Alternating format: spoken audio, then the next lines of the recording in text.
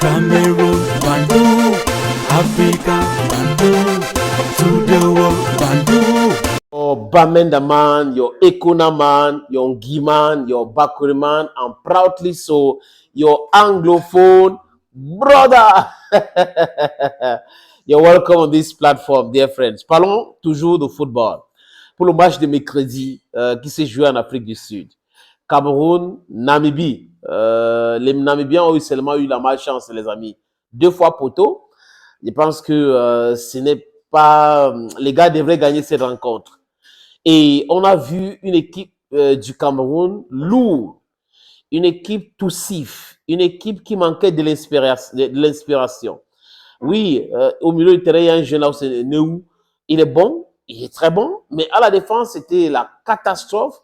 Parce que quand le milieu de terrain ne tourne pas bien, les amis, le ballon ne peut pas circuler. C'est un fait. C'est pas moi qui le dis. Tous les experts du football le disent. Le milieu de terrain, c'est ça qui fait tourner le ballon. Si une équipe a un bon milieu de terrain, donc on a des joueurs au milieu du terrain, ça peut être 4-4-2, donc 4 milieux de terrain, ça peut être 4-3-3, ça dépend de la formule que le sélectionneur ou l'entraîneur trouve. Si on a de bons milieux de terrain qui peuvent toucher, conserver le ballon, défendre bas et monter haut, faire des passes millimétriques avec les passes scientifiques, les amis, mais l'équipe sera bien. Quand Baleba est arrivé à l'équipe nationale du Cameroun, Carlos Baleba, on a vu la différence.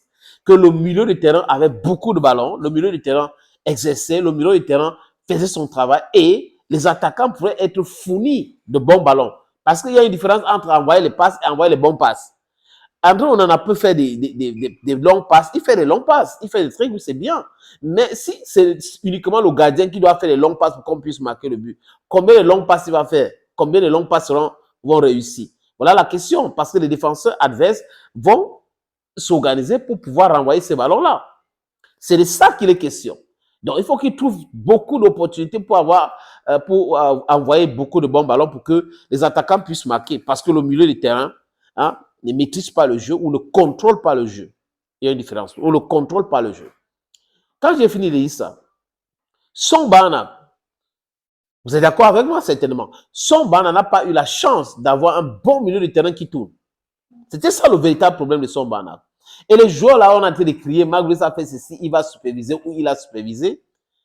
Les joueurs là, ce sont des joueurs déjà contactés pour la plupart par le président de la Fédération camerounaise de football, d'ailleurs, qui est une légende de football mondial, Samuel Eto'o-Fils, et l'ancien sélectionneur des Lions indomptables, Namasso, Etike, qui encore, vraiment, ils sont nombreux, que le président a contacté avec son sélectionneur.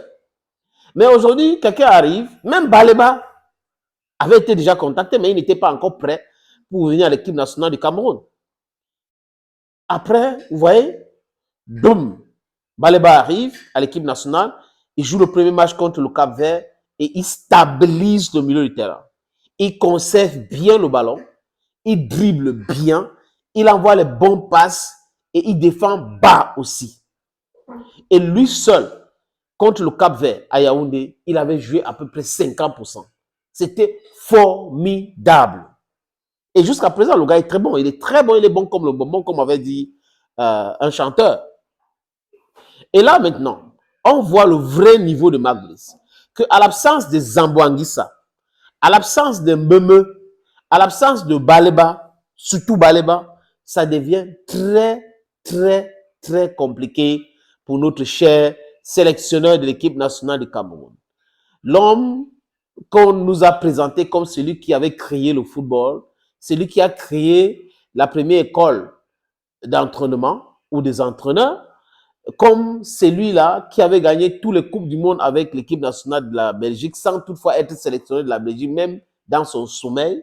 L'homme qui a été chassé 7 fois dans les clubs pour manque de résultats et insubordination, c'est lui-là qu'on nous présente comme celui qui devait venir sauver le football. En fait, on a pris quelqu'un qui était ancien policier, peut-être limogé par la police, je ne sais pas quoi, obligé de démissionner de son poste de police pour venir créer du désordre. Et dans la tête des gens qui ont dépassé tellement de millions, c'était pour faire tomber Samuel Eto'o-Fils qui était en train de les empêcher de tourner en rond. le fait de refuser que les gars utilisent la fédération pour dédouaner les conteneurs des habits, des vêtements, parce qu'ils font dans la friperie pour la plupart, à travers l'Africa Foot, en disant que ce sont des maillots pour déclarer ça et pour qu'on dédouane avec la signature de l'Africa Foot. Comme les gars ont refusé, les gars se sont mis ensemble avec certaines autorités qui bénéficient aussi de cette largesse ou de cette corruption, les amis. Et ils étaient obligés de se mettre ensemble, cotiser de l'argent pour mettre en difficulté le président de la fédération. On n'a jamais combattu un président de la fédération comme Samuel Eto'o, j'ai dit, de l'histoire du football africain. On le combat parce que il est contre la corruption. Et certains disent même, sans avoir honte, c'est parce qu'il a l'argent qui fait cela. Donc, c'est un crime d'avoir l'argent. Mais quelqu'un est en train de vous dire que ce n'est pas correct ce que vous êtes en train de faire. Faites ci, faites comme ça. Je pense que les acteurs principaux qui sont des footballeurs devraient bénéficier de l'argent aussi du football. Et non uniquement vous, et non exclusivement vous. Mais ceux qui prétendent être des présidents de clubs, alors qu'en réalité ce sont des mercenaires, font quoi les amis? Ils veulent profiter exclusivement de l'argent de football. Et c'est quand même très compliqué de comprendre cet état de choses. Et je suis d'accord, lutter contre la corruption, c'est quelque chose de très dangereux et c'est très difficile.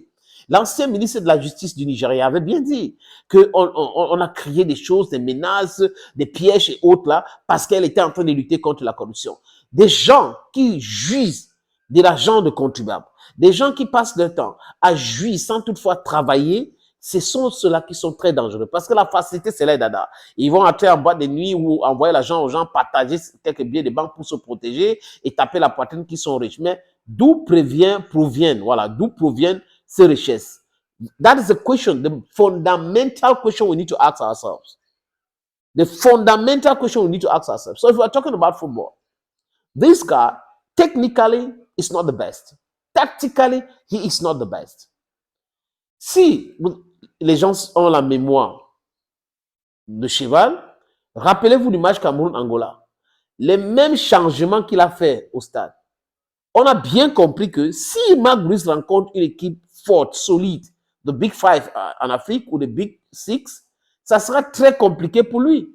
Si des joueurs ne prennent pas l'initiative de pouvoir jouer pour eux-mêmes, Marc Brice ne peut pas trouver une solution.